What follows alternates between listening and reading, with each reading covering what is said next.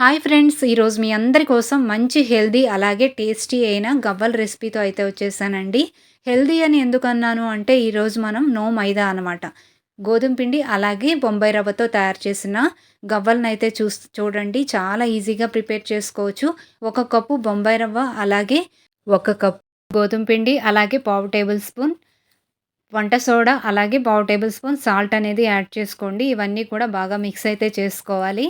ఆ తర్వాత దీంట్లో వేడిగా బాగా మరుగుతూ ఉన్న నెయ్యిని 3 గరిటెలు వేస్తున్నాను. మీరు పప్పు గరిటె ఉంటుంది కదండీ! నేను చెప్పిన కొలతలకైతే అలా తీసుకోండి. చిన్న పప్పు గరిటె ఉంటది కదా! దాంతో 3 గరిటెలు నెయ్యి అయితే వేసుకోండి.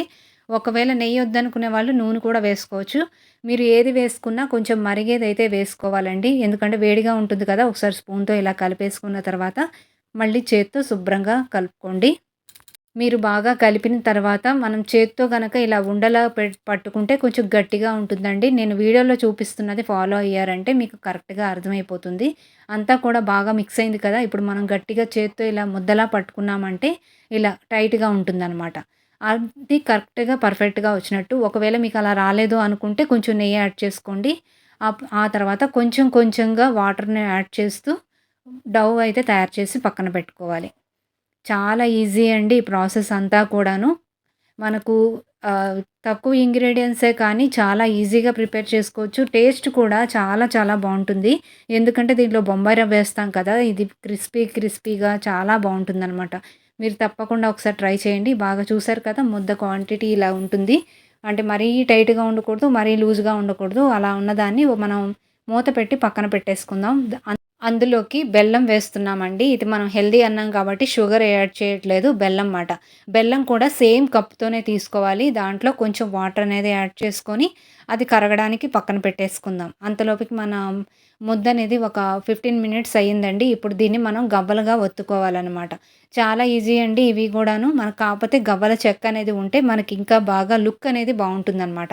దీనికి మనం చేతికి రుద్దుకోవడానికి నూనె కానీ, నెయ్యి గానీ తీసుకోండి. మనం ఇగో చెక్క అనేది ఇలా ఉంటుంది కదా! దానికి కూడా కొంచెం మన ఈ నూనెని అప్లై అయితే చేసుకోవాలి. చేసుకున్న తర్వాత గవ్వలు ఈజీగా ఇలా ఒత్తుకోవచ్చండి. ఇక సైజు విషయానికొస్తే మీకు నచ్చిన సైజులో చేసుకోవచ్చు.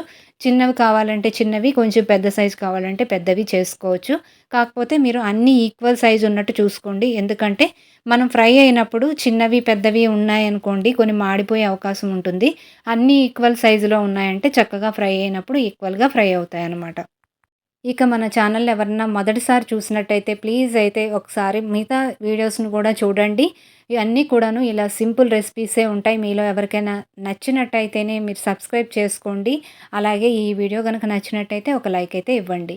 బెల్లం వాటర్‌లో చక్కగా నానిపోయింది కదండీ! ఇప్పుడు మనం పొయ్యి అనేది వెలిగించుకున్నామంటే ఫాస్ట్‌గా మెల్ట్ అయిపోతుందండి. బెల్లాన్ని కొంచెం సేపు అలా నానబెట్టుకుంటే, అలాగే ఒక పొయ్యి మీద ఆయిల్ అనేది హీట్ అవ్వడానికి పెట్టేసుకుందాం. మన గవ్వలన్నీ తయారయ్యేలోపు ఈ పాకం అయిపోతుంది. అలాగే పక్కన ఆయిల్ కూడా హీట్ అవుతుందనమాట. చూస్తున్నారు కదా! మన చక్కగా దీంట్లోనే మనం కొంచెం యాలకులు కూడా కొట్టి ముందుగానే వేసేసుకున్నామంటే, మనకు చక్కగా ఇది మరిగేలోపు మన ఈ గవ్వలు కూడా వేడి చేసేసుకుందామండి. వేడంటే మరీ హై ఫ్లేమ్‌లో ఉన్న ఆయిల్‌లో వేయకండి. కొంచెం మీడియం ఫ్లేమ్‌లో ఉన్న ఆయిల్‌లో వేసి, మీడియం ఫ్లేమ్‌లోనే ఫ్రై అయితే చేసుకోండి.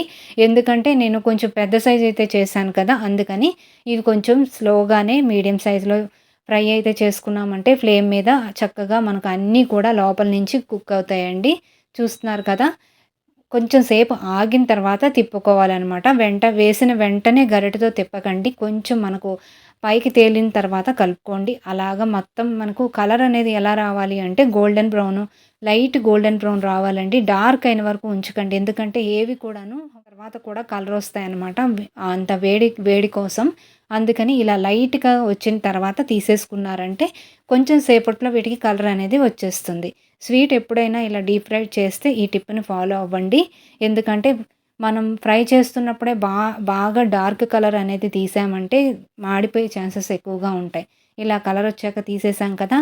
మిగతావి కూడా మనం ఇలాగే ఆయిల్‌లో డీప్ ఫ్రై అయితే చేసేసుకుందామండి. అంతలోపు మనం పాకం అనేది ఎంతవరకు వచ్చిందో చూసేద్దాం.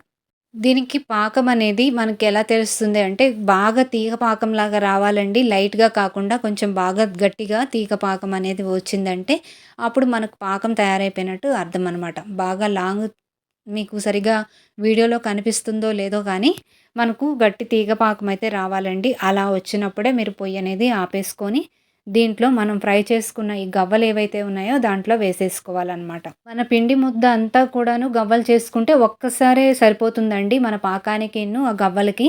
ఇప్పుడేంటంటే నేను ఒక్క వాయే తీశాను కాబట్టి మనకేంటంటే కొంచెం తక్కువగా కనిపిస్తున్నాయి. లేదనుకుంటే మనం ఒక్కసారే వేసి ఒక పెద్ద బౌల్‌లో పాకం అనేది తీసుకున్నామంటే ఒక్కసారే మొత్తం మిక్స్ అయితే చేసేసుకోవచ్చు. నేను వీడియో కోసమని ఒక వాయ అయిపోయిన తర్వాత మీకోసం చూపిస్తున్నాను. చూస్తున్నారు కదా! ఒక్క 2 మినిట్స్ ఉంచాక దాన్ని వేరే బౌల్‌లోకైతే తీసేస్తున్నానండి. ఎందుకంటే మళ్ళీ కొత్తవి వేసినప్పుడు ఇబ్బందవుతుంది కదా! అదే కనుక మీరు గవ్వలన్నీ కూడా ఒకేసారి ఫ్రై అనేది చేసుకొని ఇలా వేడిగా పాకం పొయ్యి ఆపేసిన తర్వాత అన్నీ ఒకసారి వేసి కలుపుకోవచ్చండి. అది ఆ విధంగా చేయాలి అనుకుంటే అలా చేయండి. లేదు ఒక్కొక్క వాయితో చేసుకోవాలి అనుకుంటే ఒక 1-2 మినిట్స్ బాగా కలిపి ఆగి తర్వాత వీటిని ఒక ప్లేట్‌లోకైతే తీసుకోండి. చాలా టేస్టీగా ఉంటాయండి గవ్వలనేది. చాలా క్విక్‌గా కూడా తయారైపోతాయి. మీరు కూడా తప్పకుండా ఈ రెసిపీని ఒక్కసారన్నా ట్రై చేయండి. చల్లగయ్యాక మంచిగా క్రిస్పీగా ఉంటాయన్నమాట. వీడియో నచ్చితే లైక్ అయితే ఇవ్వండి.